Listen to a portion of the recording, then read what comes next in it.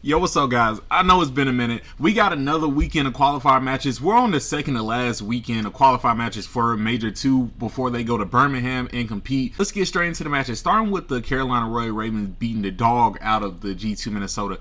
And G2 is just like last year. If they don't have Vault, they're not going to win. They don't have Colossus, it's going to be a hard series. And they got completely 3-0. Granted, it's a hard point. They could have won the hard point and pushed it to 4 and see what they would have looked like on the exposure, but they didn't. They got 3-0 by the Carolina Onliners.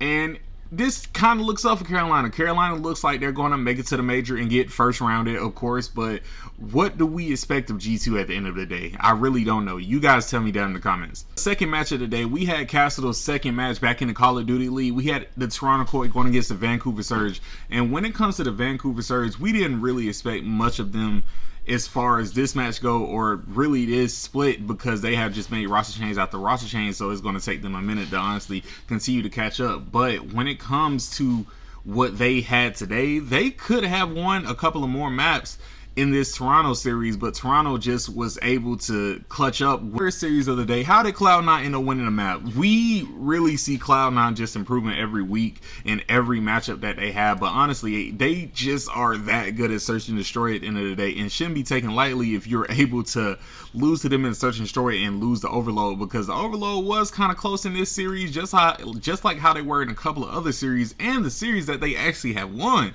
But it's just them in hardpoint. They just don't get it. They basically got a 100-point club in both hardpoints, and that's just sad to see. But it looks like they aren't going to Major 2. And for the last series of the day, we have the Paris Gentlemen going against the Boston Breach, and we've seen another side of Boston just slightly worse than what they have been in the past couple of weeks. But the Paris Gentlemen were able to get a win on the board because, you know, they was on like a 4 or 5 game loss streak, and it was just good to see them get one on the board from being down so many weeks, losing to Surge and C9, just teams they shouldn't have been losing to, especially being the Major 1 champions